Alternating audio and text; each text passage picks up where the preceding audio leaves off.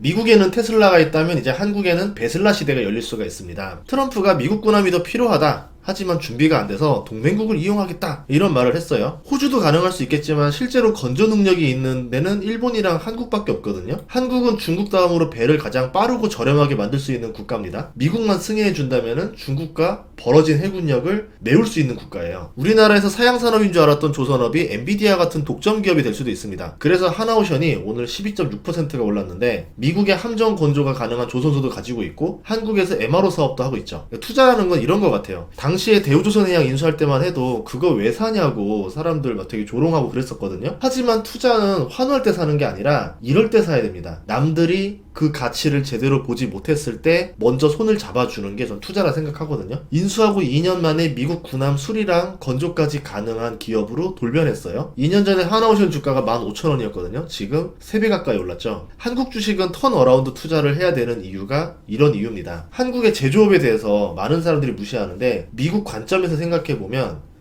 중국과 대등하게 해볼 수 있는 국가가 한국밖에 없어요. 한국의 제조업들이 사양산업으로 빠지기 직전이니까 아직까지는 살아있잖아요. 그러니까 한국에 있는 제조업을 잘 활용하면은 미국의 가장 약점을 커버할 수가 있습니다. 그래서 한국의 위치가 상당히 중요하고 미국 입장에서는 한국의 제조업을 죽이면 안 되는 거죠. 그래서 한국에게 어떤 어드밴테이지를 줄 수도 있지 않을까 이렇게 생각해 볼 수도 있어요. 저도 옛날에 구축함이랑 참수리를 몰아봤던 해군 기관 장교였었는데요. 군함의 특징상 공격력이 좋고 수비력이 약해요. 그래서 기능도 중요하지만 숫자가 정말 중요합니다. 그래서 함대로 운용을 하는데 바다 위에 떠있기 때문에 이게 고장이 굉장히 잦아요. 수리가 반드시 필요합니다. 수명이 다 돼가는 구축함을 몰아봤었던 경험을 이야기하자면 부품이 교체 주기를 놓치면 굉장히 높은 확률로 고장이 나는 경우가 많았습니다. 기가 막히게 교체 주기 놓치면 어떻게 딱 고장이 나지? 이런 말을 많이 했었거든요. 수리 정비 주기를 잘 지켜줘야 되는데 수리에 들어가려면 교대해줄 배가 필요해요. 교대해줄 배가 없어서 수리 정비를 놓치게 되는 거고 배는 고장나고 성능을 제대로 못 내죠. 성능을 제대로 못 내면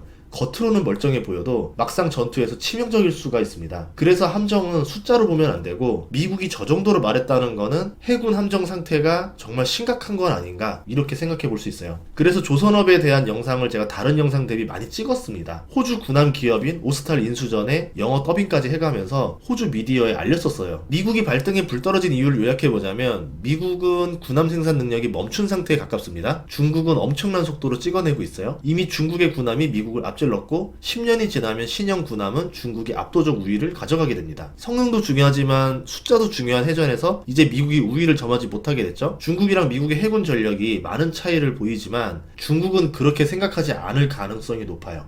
대통령이 바뀌는 첫 해예요. 당연히 그 첫 해에 주도주가 나올 거라 보고 있고 계속 새로운 시대가 열릴 때마다 새로운 투자 방법을 요구하더라고요. 여러분이 이 기회를 놓치지 않았으면 좋겠다라는 마음으로 만들었습니다. 2025년 같이 부자 됩시다.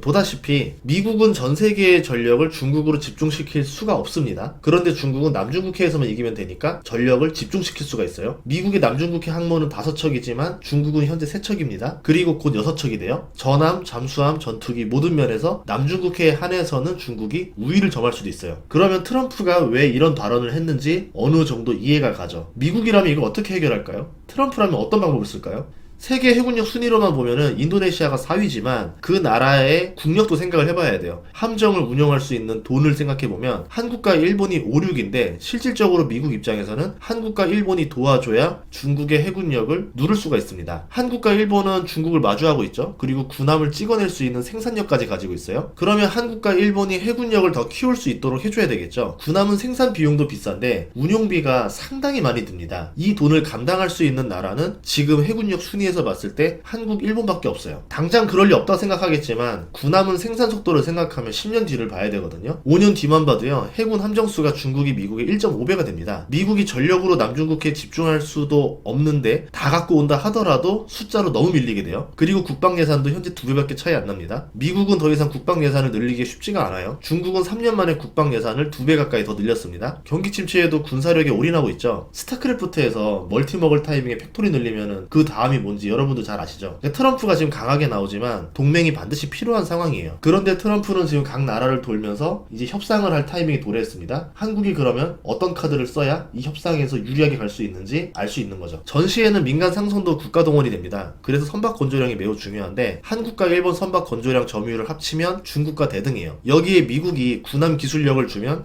중국은 엄청난 부담을 느끼겠죠. 그래서 트럼프가 미국 군함을 한국, 일본 동맹국이 만들 수도 있다, 이렇게 말을 한 겁니다. 이 말만으로도 중국은 굉장히 쇼크를 먹었을 거예요. 한국은 이제 이 시장에서 횡재를 하게 되는 건데 5년 뒤에 함정시장 규모가 2,300억 달러로 보고 있어요. 우리 돈으로 350조 원인데 반도체 시장 다 합쳤을 때가 900조 원입니다. 2020년 메모리 반도체 시장이 1,360억 달러 정도예요. 그러니까 군함 시장 규모가 최소한 메모리 반도체 시장 규모보다는 훨씬 더 큽니다. 이 얘기가 뭐냐면 군함 시장만 잘 장악해도 한국이 삼성전자, 하이닉스 같은 기업을 또 만들어낼 수 있다는 거죠. 코스피 3,000을 돌파할 수 있는 성장 동력이 또 나오게 되는 거예요. 항공모함 전단은 항공모함만 있는 게 아닌데요.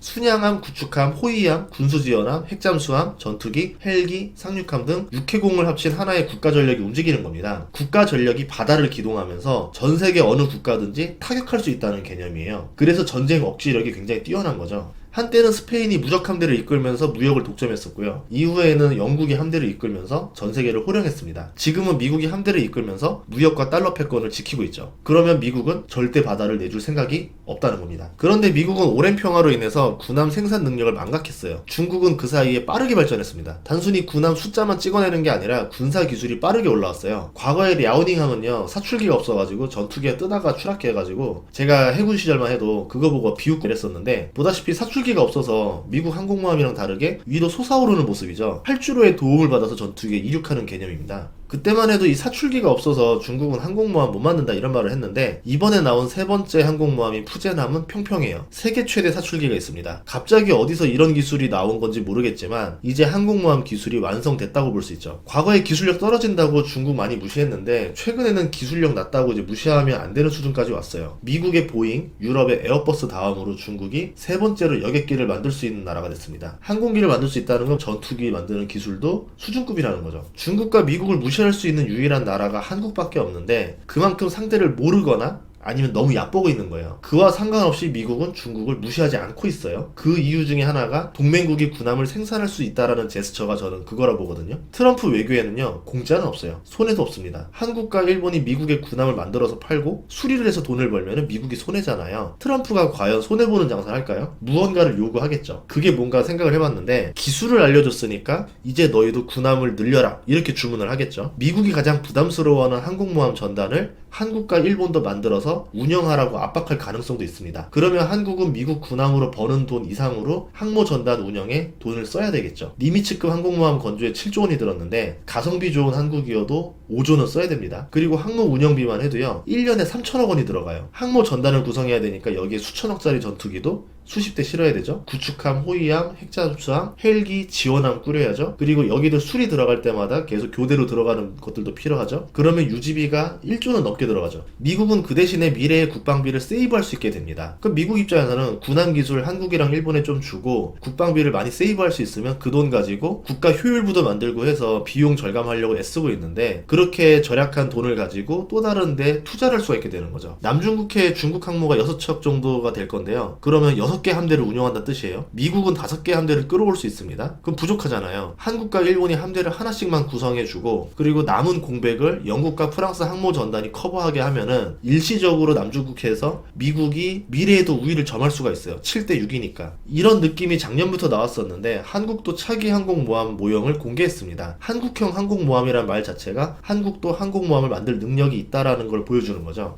그리고 미국 사령관이 한국 핵잠수함 가능성을 말했는데요. 항모를 보호하기 위해서는 핵잠수함이 필요합니다. 핵잠수함은 소음이 적어서 적에게 걸리지 않고 상대는 보이지가 않잖아요. 우리는 상대를 파괴할 수 있는 비대칭 무기가 됩니다. 이 핵잠수함이 얼마나 위력적이냐면 핵이랑 맞먹는 비밀병기예요. 한국과 일본이 핵잠수함을 가지게 되면은 중국이 여간 부담스러운 게 아닌데요. 핵잠수함을 한국과 일본 앞바다에 이제 쫙 배치한다 생각해 보세요. 중국이 태평양으로 진출하기가 어려워지죠. 미국이 중국과 남중국해에서 밀리게 되면은 제1도련선을 포기하고 제2도련선으로 물러나야 되는데, 남중국해와 필리핀해는 그럼 중국 수중에 떨어집니다. 그러면 중국은 바다를 통해서 석유랑 원자재를 수송받는 길을 확보하게 되죠. 그래서 중국이 기를 쓰고 국방비를 늘려서 해군력을 증강시키는 거예요. 그리고 동남아 국가에 대한 지배력을 가져갈 수 있습니다. 동남아 국가들 섬 곳곳을 요새화하면은 미국이 다시 제1도래선 찾는 게 쉽지가 않습니다. 그리고 제1도래선을 잘 보시면 한국이 없어요. 그런데 한국이 미국 군함을 만든다는 뜻은 뭐냐면 미국의 전략적 요충지가 된다. 미국이 반드시 한국을 포함해서 제1도련선을 지키겠다는 의지입니다. 그런 이유에서 한국의 조선업은요, 미국과 불리한 외교 협상을 막을 수 있는 세 장의 카드 중에서 하나라고 봅니다. 그래서 이번 소식은 굉장히 즐겁지만 미국이 말하는 이면도 우리가 생각을 해봐야 된다라는 점에서 영상을 찍었습니다. 다음 시간에도 좋은 정보로 찾아뵙겠습니다. 그리고 제가 이번에 2025년 더 강한 트럼프가 온다라는 책을 냈는데 아래 링크 올릴 테니까 많은 사랑 부탁드리겠습니다. 고맙습니다.